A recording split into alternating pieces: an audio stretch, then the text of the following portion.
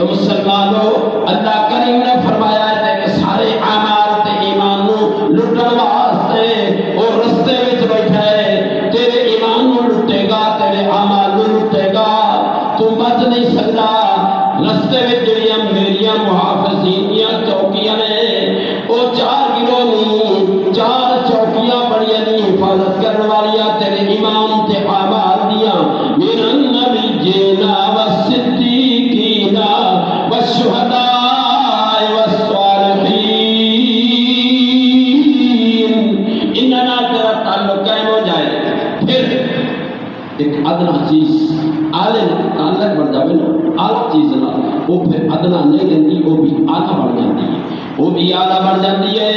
قرآن گواہ ہے مسلمانوں، قرآن گواہ ہے، قرآن پاک نے 13ویں سپارے سورۃ یوسف سنو، نسبت دا مقام سنو، تعلق سنو، جدوں ایک ادنا دا آلہ نال تعلق ہو جاوے، وہ پھر ادنا نہیں رہتا، وہ بھی آلہ بن جاتا ہے، وہ ادنا نہیں رہتا، وہ آلہ چیز بن جاتی ہے۔ حضرت یوسف علیہ السلام مصر کے بادشاہ بن گئے، غلام تو بادشاہ بنے۔ مسلمانوں یہ مالک کا کم ہے، اللہ نے فرمایا قل اللہم مالک الملک، اس پوری کائنات کا میں خدا مالک ہوں، اس پوری کائنات کا یہ خدا مالک ہے۔ یہ نو چاہواں بادشاہی دیوا، یہ نو چاہواں میں گدا کری دیوا، یہ نو چاہواں عزت دیوا، یہ نو چاہواں ذلت دیوا، یہ اللہ نے اختیار ہوتے بندے دے کوئی اختیار ہے نہیں۔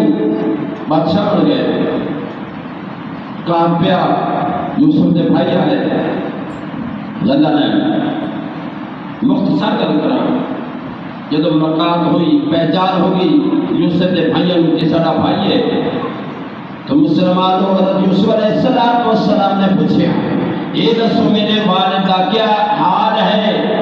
تے بھائیوں نے کی ابو جواب دیتا، بھائی جان ابا جان تیرے غم وچ رو رو رو کے اکھاں بینائی بھی ختم ہو گئی، تیرے غم سے رو گئی، تیری بینائی سے رو گئی۔ باپ نے بادشاہ نے مصر سے یہ نہیں فرمایا کہ میرے باپ نے لایا، میں اس ملک کا بادشاہ ہوں، میرے بادشاہ بڑے بڑے حکیم طبیب نے، میں اپنے باپ کا علاج کروانا نہیں۔ آپ نے کیا فرمایا؟ اپنے جسم کا پہلویا کرتا، اللہ پہلویا کرتا اتاریا اور بھائیوں نے کیا، اے میرے بھائیوں اے میرا کرتا لے جاؤ، میرے باپ دے اکھیوں تے پاؤں تے میرے باپ دی بینائی واپس آ جائے گی۔ یہ قصہ کہانی نہیں، قرآن 13واں سپارہ اذهبوا بقمیصی ھذا فألقوہ علی وجہ ابی یأت بصیرا، 13واں سپارہ قرآن کی گل ہے۔ مسلمانوں اللہ نے نقل فرمایا کہ اے میرے بھائیوں یہ میرا کرتا لے جاؤ، میرا پہنے ہویا